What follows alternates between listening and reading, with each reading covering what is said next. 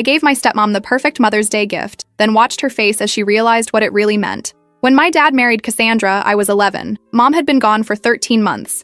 Melanoma that spread faster than anyone expected. One day she was complaining about a headache, and 82 days later I was standing at her grave in a black dress that still had the tags on. Dad waited exactly 1 year before bringing Cassandra home. She worked at his investment firm, client relations, perfect teeth, blonde hair that never moved, the kind of woman who wore heels to other people's barbecues. She makes me happy again, Dad explained, his voice gentle but firm. I need you to try, Emily. So I tried. I helped Cassandra move in, carrying boxes of designer shoes to the closet where Mom's gardening clothes used to hang. I nodded politely when she rearranged our furniture, replacing family photos with abstract art that opened up the space. I even smiled when she transformed Mom's vegetable garden into a meditation patio, because growing our own food is so provincial. For 3 years, I performed the role of grateful stepdaughter. I attended her corporate events, wearing the dresses she bought me. I tolerated her friends who cooed about how mature I was for 14. I kept my grief hidden behind perfect grades and false smiles. Dad didn't notice when I stopped laughing. Too busy with Cassandra's social calendar and the new clients she brought in.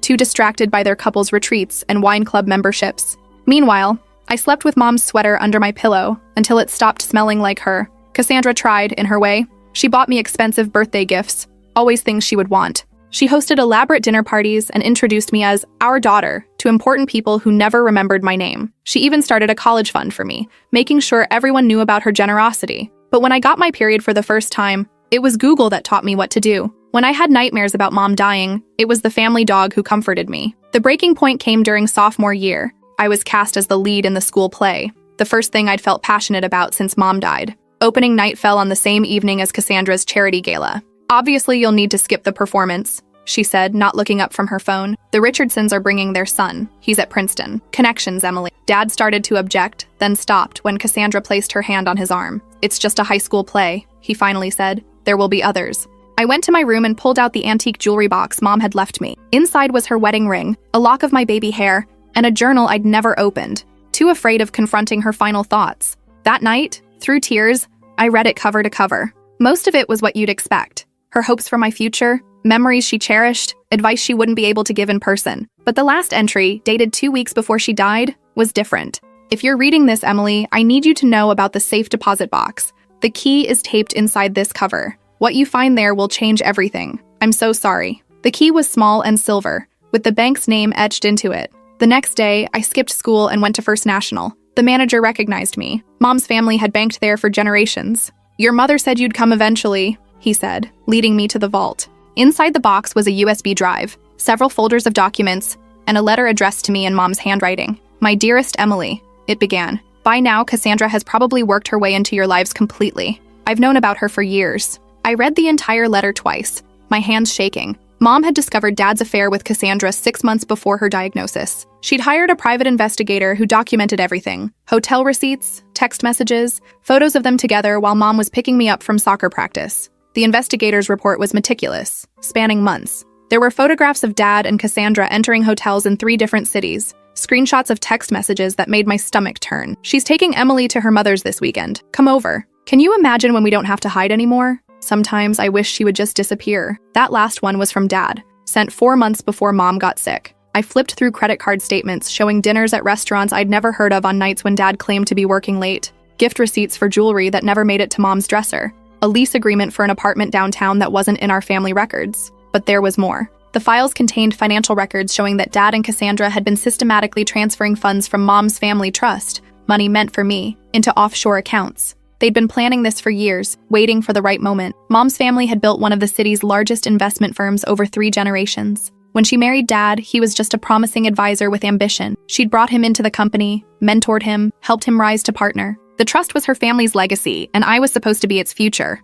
I found detailed spreadsheets tracking millions diverted through shell companies, fake client accounts, and manipulated investments. The money moved through a dozen countries before disappearing into numbered accounts. Dad's signature appeared on every critical document, Cassandra's on most. The worst part? Medical records suggesting Mom's unexpected decline might not have been so unexpected. Strange test results, unusual prescriptions, toxicology reports she'd commissioned privately when she became suspicious.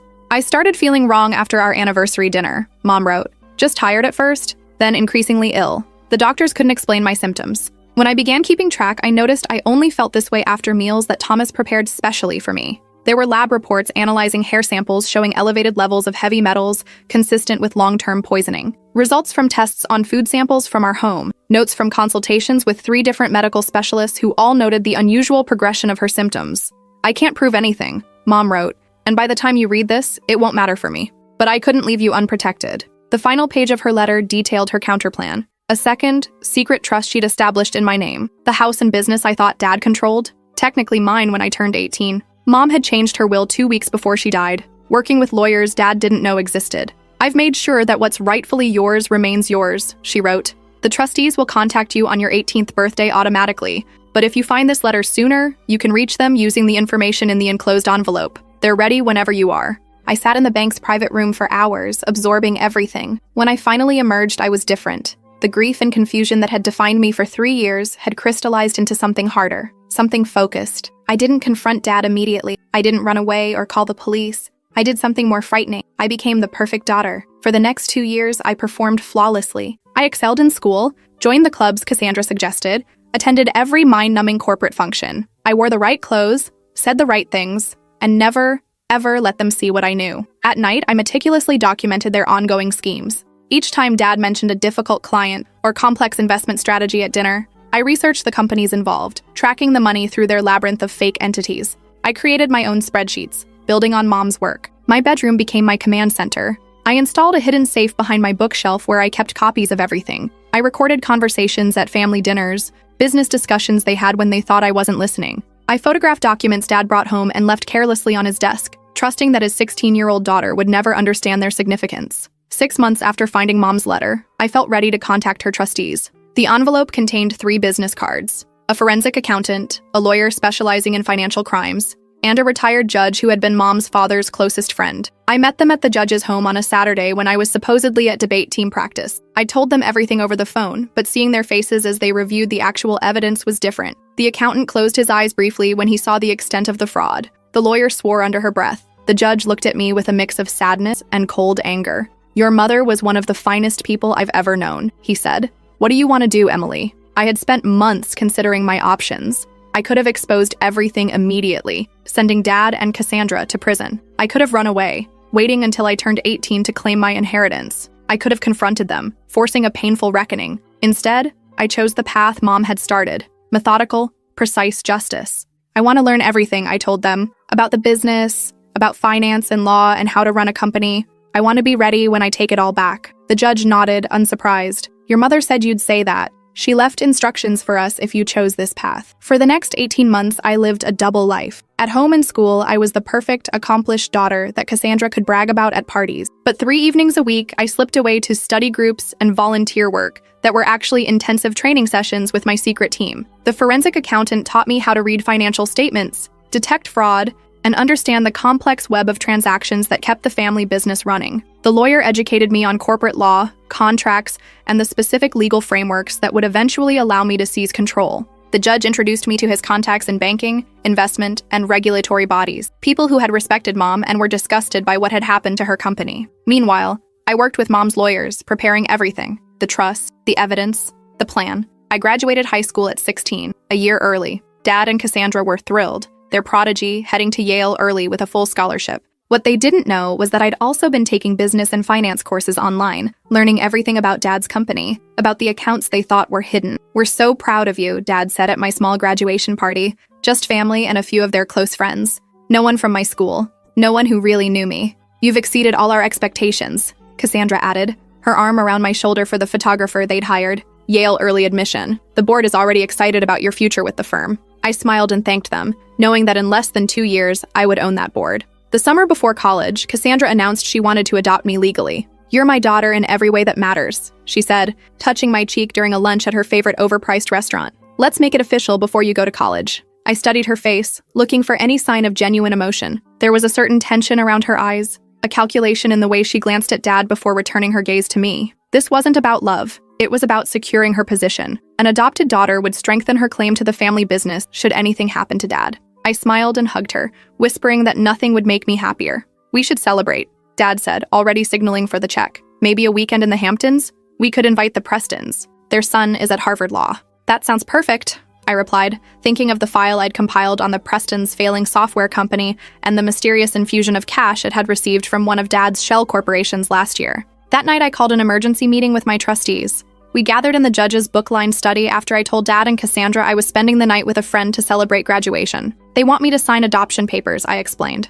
I need to know if that affects our plan. The lawyer spread documents across the mahogany table. Actually, this could work in our favor. The adoption process requires financial disclosures. We'll get an updated picture of their assets. And it changes nothing about your mother's trust. That's ironclad. How close are we? I asked. The accountant adjusted his glasses. We've documented 67% of the missing funds, traced them through 4 countries to accounts we can identify.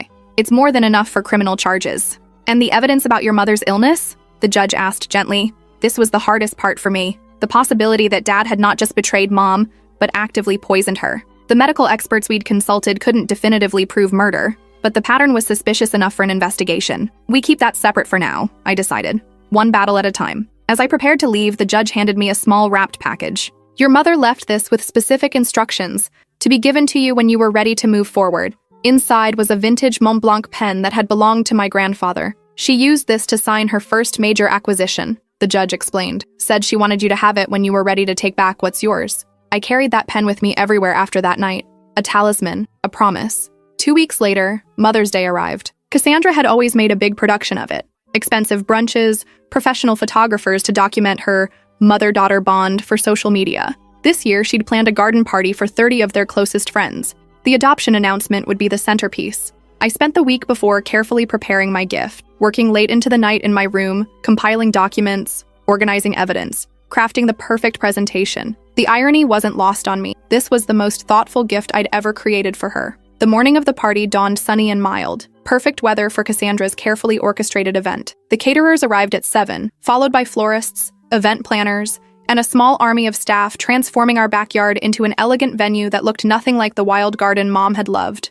I found Cassandra in her dressing room, surrounded by rejected outfit options. What do you think? She asked, holding up 2 nearly identical cream-colored dresses. The Dior or the Chanel? The Chanel, I said, noticing how she immediately set aside the Dior I'd selected. I have something special for you, I told her, handing her an elegantly wrapped box with a silver bow. Oh, you didn't have to, she said, her surprise seeming almost genuine. We both knew I'd never given her a Mother's Day gift before. I wanted to, for today's announcement. She set the box aside. I'll open it later during the party. More special that way. I'd rather you open it now, I insisted. It's personal. Something in my tone made her pause. She studied my face, then reached for the box. Inside was a custom-bound book. On the cover, embossed in gold, A Daughter's Gratitude. Oh, Emily, she breathed, clearly expecting a collection of sentimental photos and tributes. Her hands trembled slightly as she opened it. The first page showed a picture of Mom, smiling from before she got sick. What is this?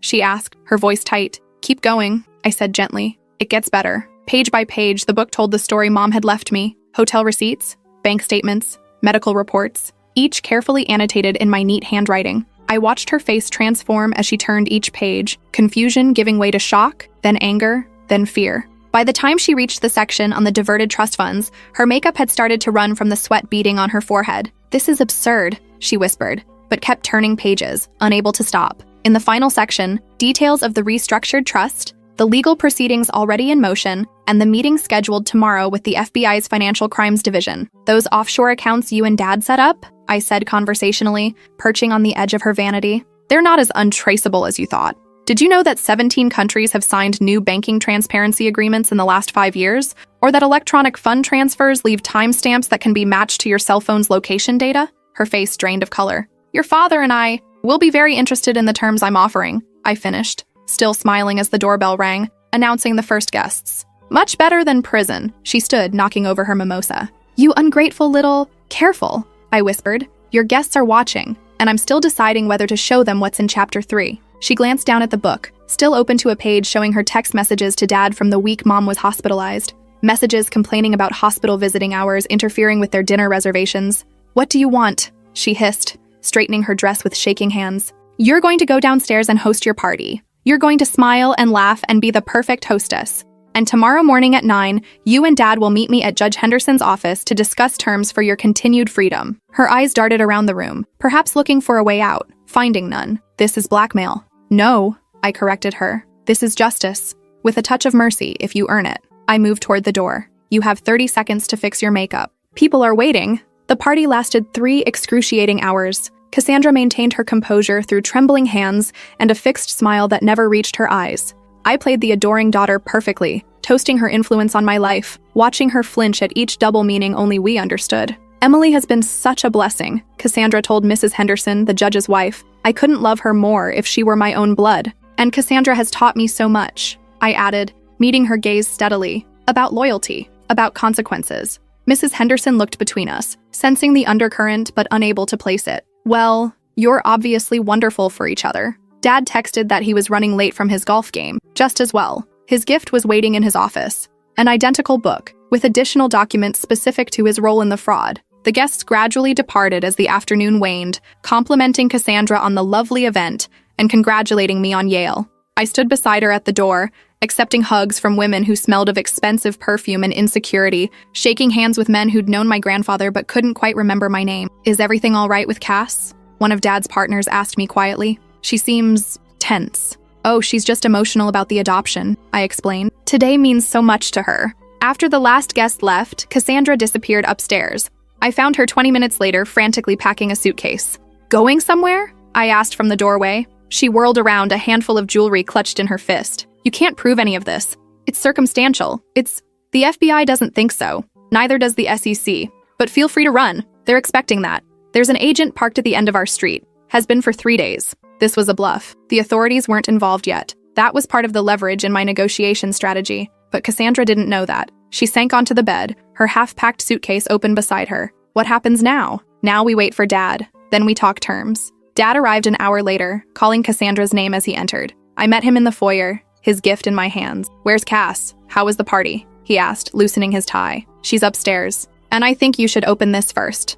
I watched the same sequence of emotions cross his face as he paged through the evidence. Unlike Cassandra, he went completely silent, his lawyer's training kicking in even in shock. When he finally looked up, his expression was unreadable. Where did you get all this? Mom left it for me, along with instructions. Something like pain flickered across his features, quickly suppressed. Emily, whatever you think you know, is documented in triplicate and stored in multiple secure locations, I finished for him, including evidence about Mom's health decline that suggests more than just financial crimes. His face went ashen at that. You can't possibly believe that you poisoned her? I don't know. The evidence is inconclusive, but strong enough for an investigation if I choose to pursue it. He closed the book carefully as if it might explode. What do you want? The same thing I told your wife. 9 a.m. tomorrow, Judge Henderson's office. We'll discuss how you can avoid prison. That evening, after the guests left, I found Cassandra sitting alone in the dark of Mom's former garden, surrounded by the sterile white furniture she'd chosen to replace the wildflowers. Why now? She asked, not looking at me. Why wait all this time? I sat beside her, smoothing my dress. Mom taught me patience, and I needed to understand everything first.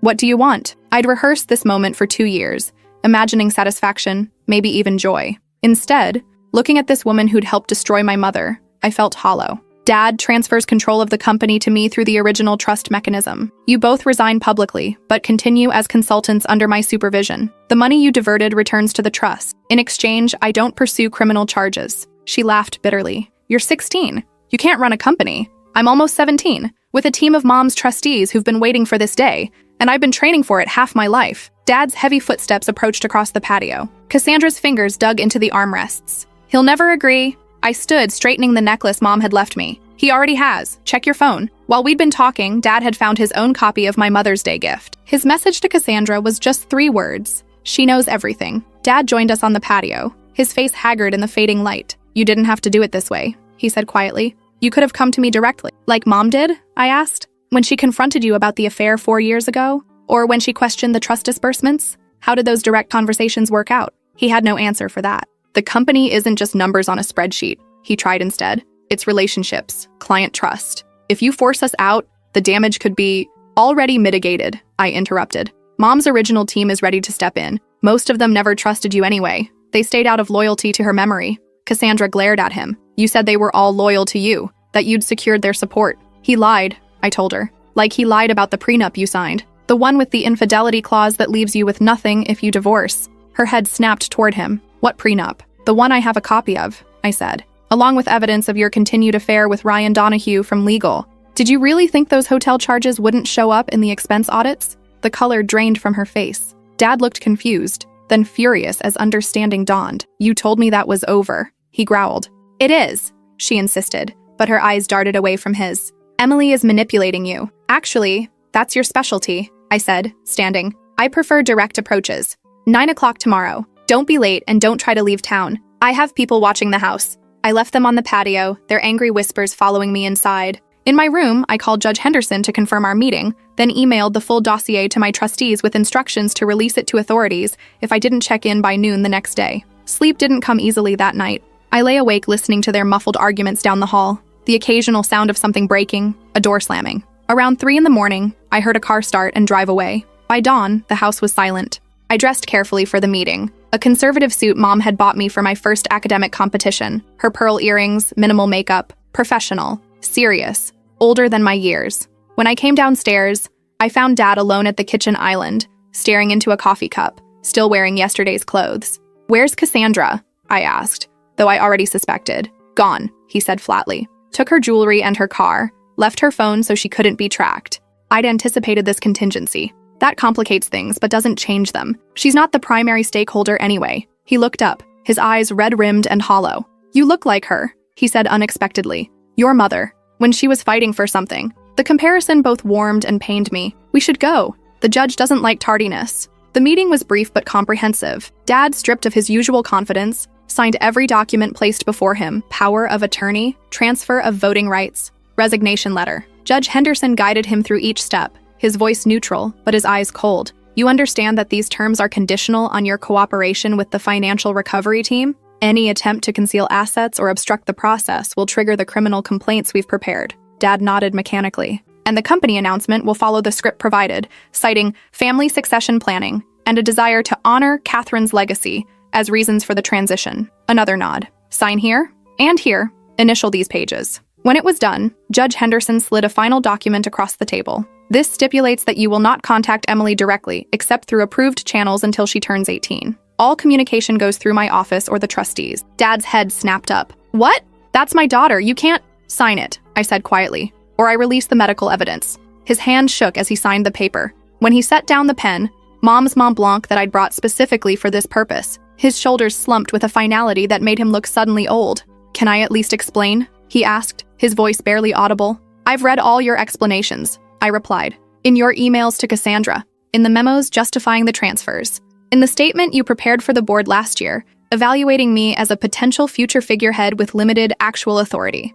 I think I understand perfectly. Judge Henderson ended the meeting, informing Dad that a car was waiting to take him to a hotel. He would be permitted to return to the house next week to collect personal belongings under supervision. As Dad stood to leave, he paused beside my chair. Your mother would be proud, he said, and I couldn't tell if he meant it as a compliment or an accusation. I know, I answered simply. 2 months later, I sat at the head of the conference table in what had been Dad's office. The company transition had been announced as a family succession plan, celebrated with press releases about the youngest female CEO in the industry. Dad remained as a figurehead, controlled by ironclad contracts that monitored his every financial move. He'd kept the house, his social standing, and avoided prison. In return, I received what was rightfully mine, plus his complete submission to quarterly reviews where I examined every aspect of his professional life. The trustees formed my executive team, guiding me through the countless decisions required to stabilize the company after years of Dad's manipulation. I deferred Yale for a year, focusing instead on practical business education at the firm. Cassandra resurfaced in Miami 3 weeks after she fled. The FBI picked her up trying to access one of the offshore accounts we'd flagged. She spent 2 nights in jail before Dad's lawyers negotiated her release in exchange for her full cooperation. She returned to Connecticut under strict monitoring, living in a company-owned condo and working as a client liaison with severely limited authority. The prenup I'd mentioned proved prophetic. Dad filed for divorce citing abandonment and infidelity, leaving her with only what the separation agreement we'd crafted allowed. She fought it initially, threatening to expose the company's fraud, until my lawyers reminded her that she'd be the first target of any investigation. It wasn't justice for Mom. Nothing could be. But it was the beginning of something she'd wanted for me. Control of my own future, protection of the legacy she'd built, accountability for those who had betrayed her. The search for definitive proof about Mom's illness continued quietly. I hired specialists to re-examine tissue samples the hospital had preserved, ordered new tests on items from her vanity that I'd kept untouched, interviewed medical staff who had treated her. The results remained frustratingly inconclusive. Suspicious patterns, but no smoking gun. Dad maintained his innocence on that front, even in private meetings with his attorneys where he admitted to everything else. The cancer was real, he insisted. I never touched her medication, never altered her food. I wanted her gone, yes. I'm guilty of wishing her dead, but not of making it happen. I didn't know whether to believe him. Part of me needed him to be guilty of everything. A complete monster whose destruction I could pursue without reservation. Another part desperately wanted this one line to remain uncrossed, preserving some tiny fragment of the father I'd once loved. The company flourished under new management. We unwound Dad's complicated schemes, recovered most of the diverted funds, rebuilt client relationships damaged by his shortcuts. I worked 16-hour days, sleeping on the office couch more often than at home.